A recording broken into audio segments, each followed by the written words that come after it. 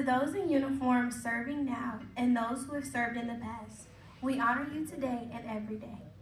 Good afternoon. I'm Legacy Jackson, and I am grateful to have the opportunity to be here. I grew up in a family of military men who have left a lasting impression on me. My great uncle, Barry Moore, was a Marine who fought in the Vietnam War. He passed before I was born, and many of the lessons he taught my mom have been passed down to me. He, like so many others, inspired me to create a space to acknowledge the mental and physical sacrifices that so many of you have given for all of us. Today, I would like to briefly talk about the importance of honoring the past, celebrating the present, and protecting the future. The past. My great-great-grandfather, Robert Moore, who lived to be 95 years old, was a proud Army man who fought in World War II. When I think about Granddaddy, I remember him always buying me big, elaborate Easter baskets, and he would proudly wear his World War hat everywhere we went. Every restaurant, church service, outing, and family vacation. He would take the time to share his stories with anyone who would listen. One of my most fond memories of him was when he would come to my elementary school every year and lead the Veterans Day Parade. We would walk through the halls of the school while students yelled, "Thank you for your service."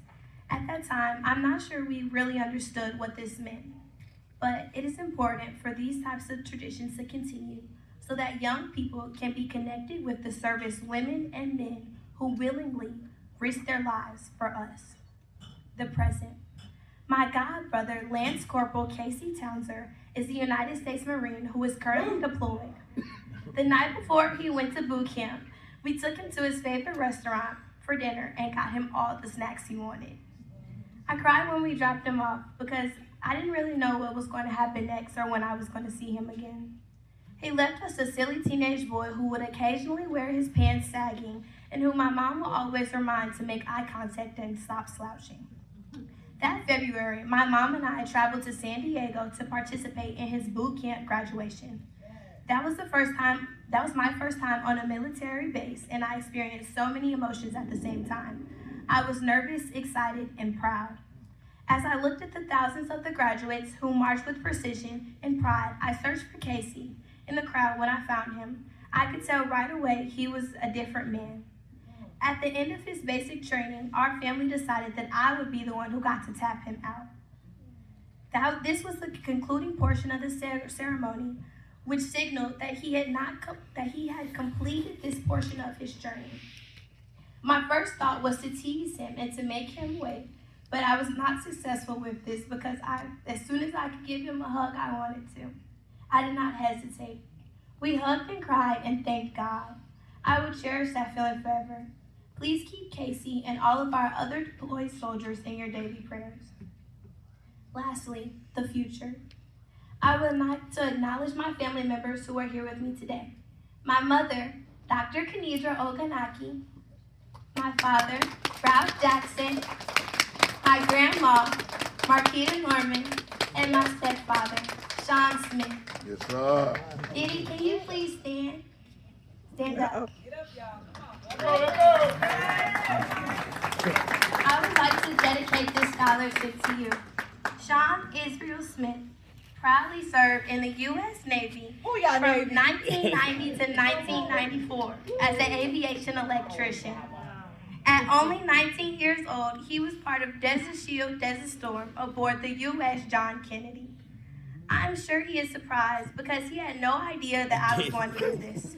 Yesterday I asked him what was the most valuable thing that he learned in the Navy, and he told me that your life is in the hands of the person next to you, and their life is in yours. Amen. I would like to publicly thank him for the unconditional love and support he gives me. Thank you, Diddy. You gonna make me cry, girl. As a junior at Cardinal River College Preparatory High School, where I take dual enrollment classes with St. Louis University and St. Louis Community College, the Early College Academy, I currently have 24 college credit hours, and I will finish with my associate's degree before I finish high school.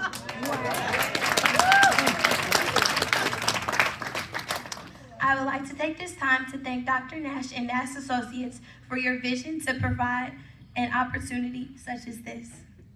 Thank you for investing in my future and the futures of all the scholarship recipients. This scholarship will help me surpass my goals, and one day I will be as the donor who gives back to help other youth. Amen. Thank you. Woo. Thank you for that. Dr. Nash giving everybody a hug. Y'all, what would we do without the Nash Foundation? How would y'all be able to support yourselves going through college without the Nash Foundation? How? So we will hear from